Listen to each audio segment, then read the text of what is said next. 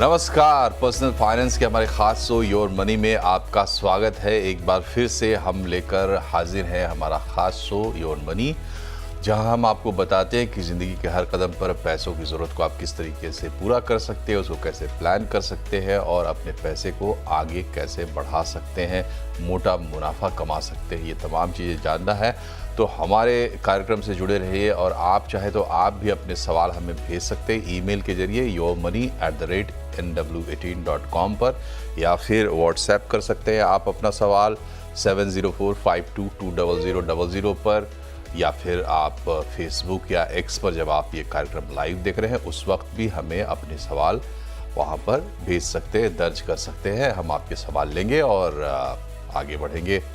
इसी तरीके से ये कारवां पर्सनल फाइनेंस का आगे बढ़ता रहेगा। तो शुरुआत करते हैं आज के कार्यक्रम की। आज की मेहमान से आपका परिचय कराते हैं। आनंद राठी वेल्थ में म्यूचुअल फंड्स की हेड श्वेता राजदानी हमारे साथ है। श्वेता जी, बहुत बहुत स्वागत है आपका। इस कार्यक्रम में हम व्यूवर्स के अपने क्वेरीज लें, इससे पहले आज हमने सोचा है कि रिटायरमेंट फंड्स के बारे में थोड़ी बातचीत की जाए। तो क्या होते हैं रिटायरमेंट फंड्स? जी मनोज जी, देखिए रिटायरमेंट फंड या रिटायरमेंट प्लानिंग की जब हम बात करें तो ये बहुत ही आम लेकिन एक महत्वपूर्ण लक्ष्य होता है सबके लिए कि जब हम रिटायरमेंट की ओर पहुंचे तो हमारे पास इनफ फंड्स होने चाहिए कि हमारे रूटीन के खर्चे, मेडिकल एक्सपेंसेस आसानी से निकले। तो रिटायरमेंट फंड जैसे सेबी ने इसे नाम दिया है सोल्यूशन ओरिएंटेड फंड। तो नाम जैसे दर्शाता है कि वो एक रिटायरमेंट के लक्ष्य की ओर अगर आपने जाना है तो आपकी क्या एक रणनीति हो सकती है, वो रिटायरमेंट फंड्स हैं। तो जैसे नाम बता रहा है रिटायरमेंट फंड, इनमें होता ये है कि आपके पास 3 तरह के ऑप्शंस होते हैं, लंबे समय के लिए आप इनमें निवेश करते हैं।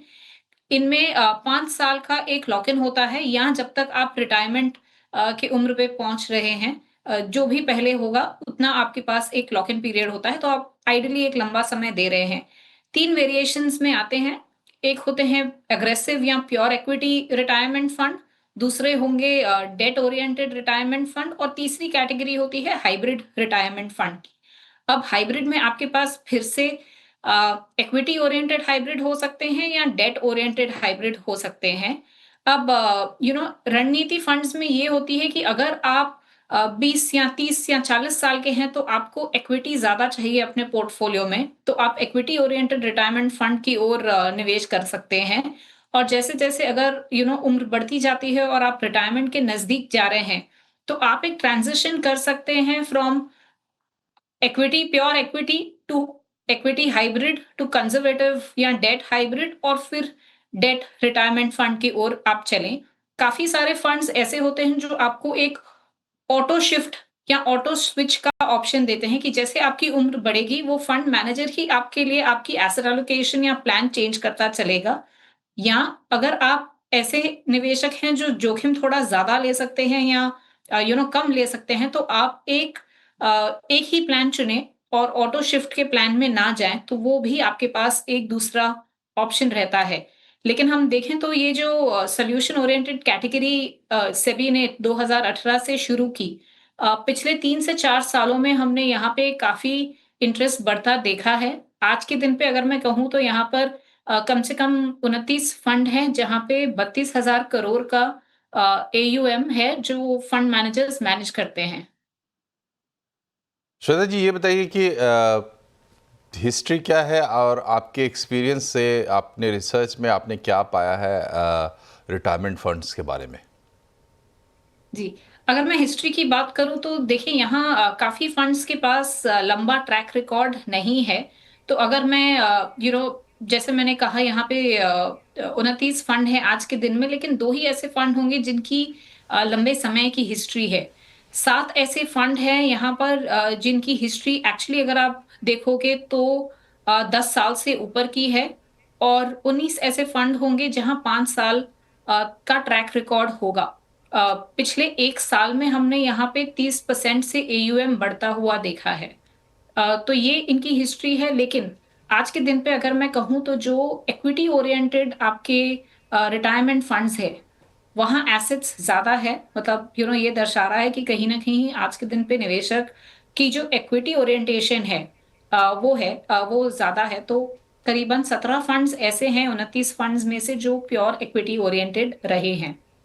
अब हमने इस पे एक स्टडी की थी बिकॉज़ आइडियली किसी भी निवेशक के पास 2 ऑप्शन हैं, या तो मैं एक रिटायरमेंट फंड की में निवेश करूँ, या तो फिर हम हमारी एसेट एलोकेशन खुद करें और जितना पैसा इक्विटी में जाना है उतना इक्विटी में निवेश करें और बाकी हम अलग से डेट फंड में निवेश करें। काफ़ी निवेशक ऐसे होते हैं जो अगर आप 30 या 40 साल के हैं तो आप जोखिम ले सकते हैं और इसीलिए आप एक प्योर इक्विटी फंड चुनेंगे। तो हमने ये स्टडी की थी कि अगर आप उस ही एएमसी के प्योर इक्विटी फंड में निवेश करते, चाहे लार्ज कैप हो या फ्लेक्सी कैप फंड हो, अ, और रिटायरमेंट वाला भी आप एग्रेसिव प्लान या प्योर इक्विटी प्लान लें, तो यहाँ ये देखा गया कि अगर आप उनका प्योर इक्विटी डाइवर्सिफाइड फंड चुनते, तो आपने पिछले 3 साल में 2 से 3% पर एनम ज़्यादा रिटर्न बनाई होती। तो ये चाहे आप एसबीआई का रिटायरमेंट फंड ले लें इक्विटी प्लान और उसे एसबीआई के ही large and mid cap fund से कंपेयर करें, या आप निप्पॉन का जो रिटायरमेंट वेल्थ क्रिएशन प्लान है और उसको एक निप्पॉन के लार्ज कैप फंड से कंपेयर करें। तो हमने टॉप की 10 एसेट मैनेजमेंट कंपनीज ली और उनके फंड्स को कंपेयर किया, तो हमने ये देखा कि देखिए रिटायरमेंट फंड अगर आप चुनेंगे तो हाँ, लॉन्ग टर्म में आप इक्विटी जैसा जो 12 से 15% का रिटर्न है वो तो बन जाएगा, लेकिन आप कहीं न कहीं लिक्विडिटी पे कॉम्प्रोमाइज़ करते हैं बिकॉज़ 5 साल का लॉक इन होता है और वहीं एक डाइवर्सिफाइड फंड उसी फंड मैनेजर का जहां लार्ज कैप ओरिएंटेशन ज्यादा है, सेम इक्विटी एलोकेशन है अगर चुनते, तो शायद वहां एक्टिव मैनेजमेंट और फ्लेक्सिबिलिटी थोड़ी ज्यादा होती है फंड मैनेजर को, तो वहां एक एक्स्ट्रा 2-3% बनने का चांस जरूर है। तो ये एक स्टडी थी जो हमने कुछ समय पहले की थी।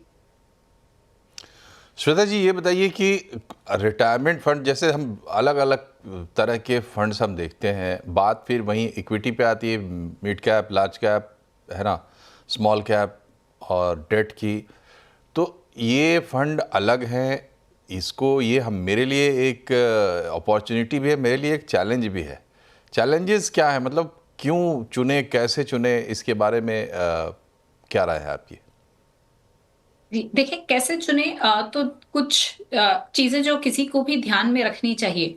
सबसे पहले तो ये कि आप अपनी एसेट एलोकेशन क्या चाहते हैं। आपका एक लक्ष्य होगा कि ठीक है, 25 साल बाद या 30 साल बाद हम रिटायरमेंट की ओर चलेंगे, तो हमें उतने समय तक जब तक हम रिटायरमेंट पहुंचे हम शायद 70 से 80% की इक्विटी रख सकते हैं हमारे पोर्टफोलियो में और बाकी हमें डेट चाहिए। तो हर हर निवेशक की जो टाइम होराइजन है, जो रिस्क लेने की क्षमता है, उसके बेसिस पे एक एसेट एलोकेशन बनती है जो नॉट नेसेसरी आपको रिटायरमेंट फंड में वैसे ही एसेट एलोकेशन मिले। तो ये जैसे हम कहते हैं ना, one size does not fit all, तो वो एक रिटायरमेंट फंड में मैं कहूंगी चैलेंज है कि वहां पर जो एसेट एलोकेशन मेंटेन हो रही है शायद वो नहीं है जो आपको चाहिए। दूसरा, एक लिक्विडिटी का जरूर मैं कहूंगी यहाँ पे 5 साल या जब तक आप रिटायरमेंट पहुंचे जो भी जल्दी हो उतना लॉक इन रहता है। तो 5 साल का लॉक इन जो एक प्योर इक्विटी फंड में आपके पास वो लॉक इन नहीं होता। तो कभी भी कोई अगर इमरजेंसी आ गई and you need to redeem your investment, तो वो ऑप्शन आपके पास एक डाइवर्सिफाइड इक्विटी फंड में रहता है जो रिटायरमेंट फंड में नहीं रहता है। तीसरा मैं कहूंगी कि जो मार्केट कैप की एलोकेशन है, जैसे आप कह रहे थे large cap, mid cap, small cap, अब वहां पर भी कोई चाहता होगा कि हम 50% मिड स्मॉल रखें पोर्टफोलियो में, 50% लार्ज कैप रखें। तो अगर आप एक रिटायरमेंट फंड ले रहे हैं शायद वो उस हिसाब से मार्केट कैप एलोकेशन नहीं कर रहा, लेकिन अगर आप अपना खुद का एक बास्केट बनाएं, लार्ज कैप फंड्स का, फ्लेक्सी कैप फंड्स का, मिड और स्मॉल कैप फंड्स का, तो आप जिस तरह से मार्केट कैप एलोकेशन चाहते हैं वो आपको मिल सकती है। तो इसीलिए अगर मैं तीनों चीजों को ध्यान में रखूं, तो मेरी सलाह तो किसी से भी यही होगी कि अगर एक रिटायरमेंट फंड ये तीनों चीजों की क्राइटेरिया आपकी मीट कर रहा है तो आप रिटायरमेंट फंड की ओर जा सकते हैं, नहीं तो उन्हीं फंड मैनेजर्स के जो डाइवर्सिफाइड फंड है उनका आप एक बास्केट बना सकते हैं जो आपके लक्ष्य को पूरा कर सकता है। जी, तो एक स्पेशलाइज्ड प्रोडक्ट है, उसकी कुछ खासियतें हैं जो श्वेता जी ने बताई आपको, तो उस पर अगर आपको विचार करना है तो क्यों करना है, ये आपके पास रीज़न होना चाहिए, और अगर आप वो नहीं चुनते हैं रास्ता, तब भी आपके पास पूरा जो म्यूचुअल फंड इंडस्ट्री है तमाम तरह के प्रोडक्ट्स के साथ आपके सामने है। बहरहाल अब हम बढ़ते हैं अपने कॉलर्स की तरफ। सबसे पहले कोलकाता से हमारे साथ सुब्रतो साहू साहब हैं। 36 साल की उम्र है इनकी, 12,500 की SIP भी कर रहे हैं। सौरभ जी पूछिए अपनी, सुब्रतो पूछिए अपना सवाल। नमस्ते मैम। नमस्ते सर। सवाल पूछिए। सर मेरा सवाल ये है, मैं पिछले 1 साल से मैं SIP कर रहा हूँ एंजल वन ऐप के थ्रू। क्या मेरा ये प्लेटफॉर्म सही है? और मेरा दूसरा सवाल है, मैं एग्रेसिव इन्वेस्टर हूँ। मेरे पोर्टफोलियो में 2 स्मॉल कैप है। क्या लार्ज एंड मिड कैप होना चाहिए एक स्मॉल कैप बंद करके? तो इसके बारे में बताइए। अगर जो फंड होगा वो फंड का नाम भी बताइए। और मेरे PPF में मंथली 12,500 रुपया में कटा रहा हूँ। ओके। और सुकन्या समृद्धि योजना में 2,500 रुपया पर मंथ कटा रहा हूँ। तो PPF का वैल्यू है 7 लाख और सुकन्या का वैल्यू है 1.5 लाख और मेरा पोर्टफोलियो का वैल्यू है 1.2 लाख। ठीक है, ठीक है। तो श्वेता मैम बताइए इनके सवालों का जवाब। 2-3 चीज़ें इन्होंने पूछी हैं। ठीक। सुब्रता, मैं आपके इन्वेस्टमेंट्स को देख रही थी और आपके लक्ष्य को भी देख रही थी। देखें, अब आप अगर आपको अपने लक्ष्य तक पहुंचना है तो आपको SIP को थोड़ा स्टेप अप करना होगा। मैं कहूंगी अगर आप अपनी SIP को 10 से 15% तक हर साल स्टेप अप कर सकते हैं तो आप अपने लक्ष्य पे आसानी से पहुंच जाएंगे। और जैसे आप कह रहे थे, आप एक अग्रेसिव इन्वेस्टर हैं। मैं आपकी स्कीम्स को भी देख रही थी, वहां पर आइडली मैं देख रही थी कि 30% का स्मॉल कैप है, बाकी आपके पोर्टफोलियो में मिड स्मॉल कैप एलोकेशन थोड़ी ज्यादा है। तो अगर हम जो large cap, mid cap, small cap देखें, है तो आपके पास लंबा समय, लेकिन अगर इनकी जो अंडरलाइंग कंपनीज है उनकी प्रॉफिटेबिलिटी को देखें, वैल्यूएशन को देखें, मैं कहूंगी 50% का लार्ज कैप आप रखें पोर्टफोलियो में, 50 से 55% लार्ज कैप और बाकी मिड स्मॉल एलोकेशन हो तो एक बैलेंस पोर्टफोलियो आपका क्रिएट हो जाएगा। दूसरा, मैं आपकी स्कीम्स पे आती हूँ। देखिए, जैसे अगर स्मॉल कैप हमें थोड़ा कम करना है पोर्टफोलियो में, तो एक जो आपकी स्कीम थी निपॉन की स्मॉल कैप स्कीम, वहां पर आप अपनी SIP रोकें। बाकी जो फंड्स में आप अपनी SIP कर रहे हैं उसे जारी रखें। हमें थोड़ा लार्ज कैप एलोकेशन बढ़ाना है, तो इसीलिए एक SBI का large and mid cap fund आप स्विच कर सकते हैं। और अगर आप SIP की अमाउंट आज ही से बढ़ा रहे हैं तो एक आधा स्कीम और ऐड कर सकते हैं। फिर इसीलिए मैं आपको सलाह दूंगी कि आप ICICI प्रू का फोकस या कॉन्ट लार्ज कैप इनमें से कोई भी एक फंड ऐड कर ले, लेकिन SIP आपको बढ़ानी पड़ेगी अपने लक्ष्य तक पहुंचने के लिए। बाकी का पोर्टफोलियो आपका काफी अच्छा है जो स्कीम्स हैं आपके पास। श्वेता जी, इन्होंने ये भी पूछा था कि ये एंजल वन के थ्रू इन्वेस्ट करते हैं, वो सही है कि नहीं है? प्लेटफॉर्म बहुत मैटर करते हैं क्या?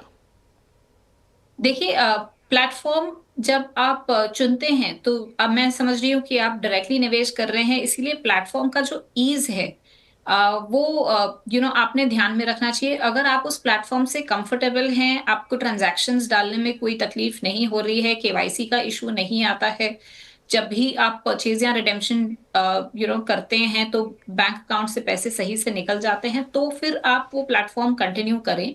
आमतौर पर यही 3-4 चीजें होती है। स्पीड ऑफ एग्जीक्यूशन आपने देखनी चाहिए और एग्जीक्यूशन बराबर हो रही है या नहीं। मतलब जब आपने अपना निवेश के लिए ट्रांजैक्शन डाली, वो आसानी से एग्जीक्यूट हुई या नहीं, कि वहां कोई गलती तो नहीं हो गई।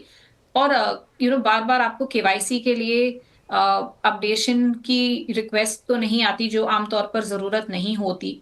और प्लस आप जब ऑनलाइन प्लेटफॉर्म यूज करते हैं तो कहीं ना कहीं कभी कभार वो भी कोई फीस चार्ज करते हैं। तो ये 4 चीजें ध्यान में रखें। अगर ये कंफर्टेबल है, आप अपने प्लेटफॉर्म से कंटिन्यू कर सकते हैं। लेकिन जब आप प्लेटफॉर्म पे जाते हैं तो आपको कोई एडवाइजरी नहीं देता है।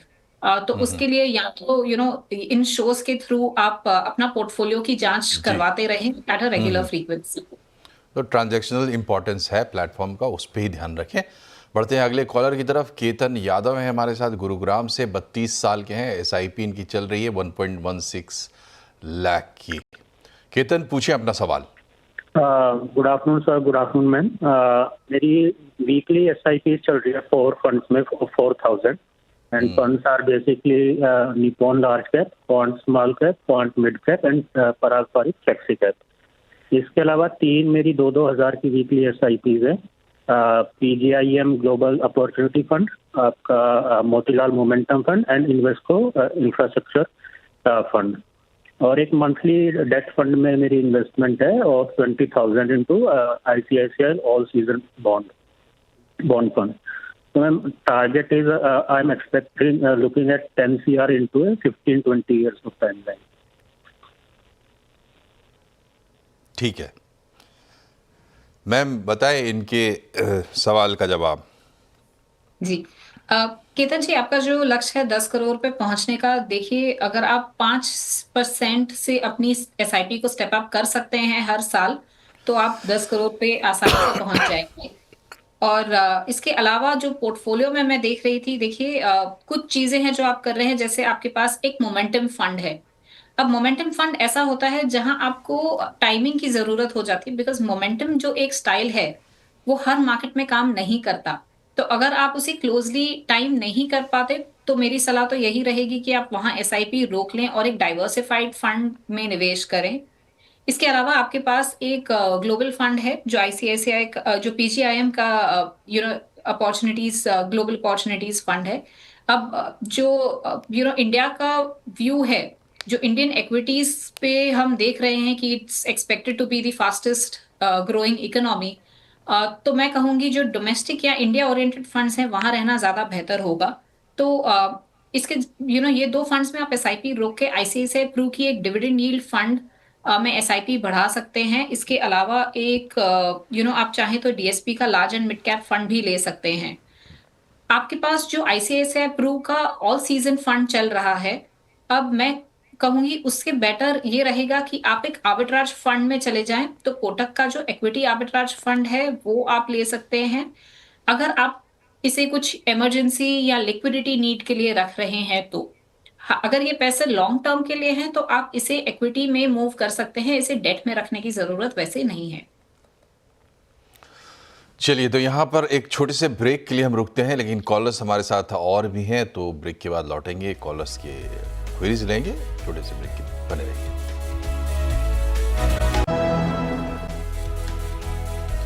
ब्रेक के बाद एक बार फिर से आपका स्वागत है युवा मनी में, और अब हम अपने अगले क्वेरी की तरफ चलते हैं। ये क्वेरी हमें आई है ईमेल से। आकाश अग्रवाल की क्वेरी है, 34 साल के हैं, मंथली SIP 28,000 रुपये की कर रखी है और उससे अभी तक 5 लाख रुपए की पोर्टफोलियो वैल्यू बना चुके हैं। इक्विटी पोर्टफोलियो वैल्यू 20 लाख की है। 15 साल में 10 करोड़ का लक्ष्य है। इन्होंने अपने फंड्स की लिस्ट भेजी है। इसमें पारिख फ्लेक्सी कैप है, सुंदरम सेलेक्ट मिड कैप है, मेरा एसेट के है, निपॉन इंडिया है। इसके अलावा इनके कुछ और इन्वेस्टमेंट्स भी हैं जो इन्होंने बता रखे हैं। PPF में EPF में मिलाकर 10 लाख है, PPF सालाना 1.5 लाख का है, EPF है 1.5 लाख का, NPS सालाना है 50,000 का। तो श्वेता जी, इनकी क्वेरी जो है अपने पोर्टफोलियो को लेकर और अपने निवेश को लेकर, लक्ष्य को लेकर, क्या सलूशन है आपके पास? जी आकाश जी, जैसे आपने अपनी सारी इन्वेस्टमेंट्स शेयर की, तो मैं देख रही थी कि आप हैं तो 34 इयर्स के, तो आपके पास लंबा समय है निवेश करने के लिए। जो आज के दिन पे आपकी पोर्टफोलियो वैल्यू है 25 लाख इक्विटी है, 15 लाख डेट है EPF PPF में, तो 60% के आसपास की इक्विटी है, 40% का डेट है। मैं कहूंगी क्योंकि आपके पास लंबा समय है, आप थोड़ा ज्यादा जोखिम ले सकते हैं। तो एक 75 से 80% की भी अगर इक्विटी की पोर्टफोलियो वैल्यू हो, तो वो मेरे हिसाब से सही होगा आपके लिए। तो आप जो PPF EPF में SIPs कर रहे हैं उसे कम कर सकते हैं। NPS की जो आपकी एलोकेशन हो रही है उसे कम कर सकते हैं। दूसरा, आप ध्यान में रखें आप ओल्ड टैक्स रिजीम में हैं या न्यू टैक्स रिजीम में हैं, क्योंकि अगर आप न्यू टैक्स रिजीम चुन रहे हैं तो जो आपको टैक्स का बेनिफिट मिलता था ईपीएफ, पीपीएफ, एनपीएस में निवेश करके वो आपको नहीं मिलेगा। तो उस हिसाब से भी थोड़ी इक्विटी की एलोकेशन बढ़ाना शायद आपके लिए बेहतर ऑप्शन होगा। आपकी लक्ष्य पे आती हूँ, आपने 10 करोड़ का लक्ष्य कहा है, तो यहाँ पर आपको अपनी एसआईपी को ज़रूर 15% से हर साल स्टेप अप करना होगा, तब जाकर आप आसानी से अपने लक्ष्य पर पहुँच जाएँगे। और जो जैसे मैंने कहा जो एसेट एलोकेशन है आपकी इक्विटी की ओर बढ़नी होगी। स्कीम्स पे मैं आती हूँ, जो आप आज के दिन पर एसआईपी कर रहे हैं तो एक एएमसी कंसंट्रेशन हो रही है। पीपीएफएस में आपका बहुत ज़्यादा एलोकेशन जा रहा है। उसी तरह से अगर मैं देखूँ तो आपका सुंदरम में जो एलोकेशन है वो बहुत ज़्यादा हो रहा है, तो उसे डाइवर्सिफिकेशन की थोड़ी बहुत ज़रूरत है। तो यहाँ अगर हो सके तो जैसे-जैसे आप एसआईपी की अमाउंट बढ़ाएँगे ये एलोकेशन कम हो जाएगी। फंड्स पे मैं आती हूँ, आपके पास एक इंडेक्स फंड है जो माइक्रो कैप इंडेक्स फंड है। देखिए जो एक्टिवली मैनेज्ड फंड्स होते हैं, वहाँ हमने देखा गया है कि वहाँ आराम से 2 से 4% ज़्यादा रिटर्न बन सकती है एक पैसिव फंड के कंपैरिज़न में। तो वो आपकी जो मोतीलाल माइक्रो कैप की एसआईपी चल रही है, उसे रोक लें। इसके अलावा आपके पास जो सुंदरम का मिड कैप फंड है, वहाँ आप एसआईपी रोकें और जितनी वैल्यू 1 साल से ज़्यादा की है, जो एग्ज़िट लोड के बाहर है, उसे आप निकाल भी सकते हैं। इसकी जगह पर जो आप फंड्स अपने पोर्टफोलियो में ऐड करें, मैं कहूँगी कोटक का इमर्जिंग इक्विटी या कोटक का mid cap fund, ICICI Pru का डिविडेंड यील्ड फंड और एक एसबीआई का कॉन्ट्रा फंड आप अपने पोर्टफोलियो में ऐड कर सकते हैं।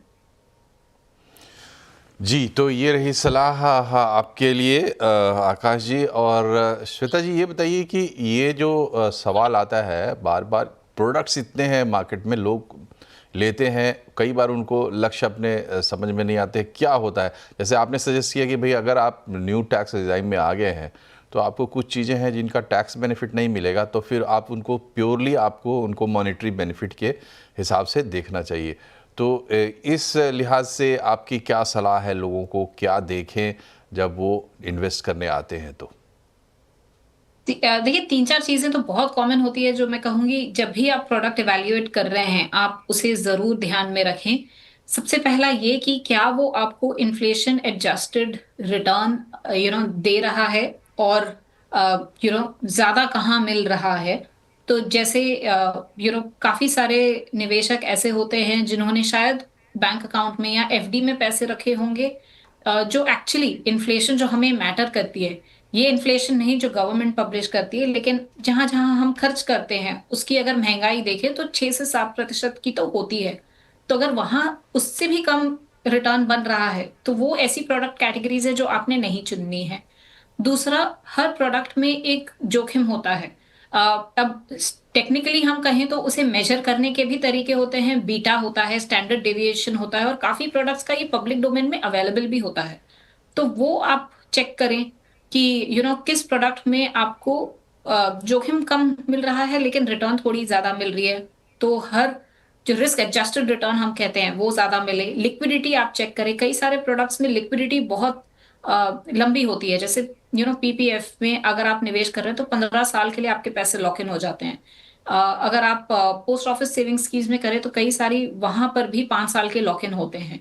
तो अगर वो आप कॉम्प्रोमाइज़ कर रहे हो लेकिन उसके लिए आपको बेहतर एक्स्ट्रा रिटर्न नहीं मिल रहे, तो उसकी ज़रूरत नहीं है। जैसे टैक्सेशन की मैंने बात कही अभी कि आप अगर टैक्सेशन का मुनाफ़ा नहीं मिल रहा, तो आप उस प्रोडक्ट को अवॉइड करें। तो ये 3-4 चीज़ें तो बेयर मिनिमम है जो किसी को भी चेक करनी चाहिए। चलिए, तो बहुत-बहुत शुक्रिया आपका श्वेता जी हमसे जुड़ने के लिए और अपने वैल्यूएबल सजेशंस देने के लिए। कार्यक्रम में फ़िलहाल इतना ही, लेकिन जाते-जाते आपको दिखेंगे श्वेता जी के रिकमेंडेड 4 टॉप फंड्स जिनमें आप इन्वेस्ट कर सकते हैं, चाहे आपको नया इन्वेस्टमेंट करना हो, चाहे इन्वेस्टमेंट बढ़ाना हो। हर लिहाज से सोच समझ के इन्होंने ये फंड्स लिए हैं। कार्यक्रम में इतना ही, नमस्कार।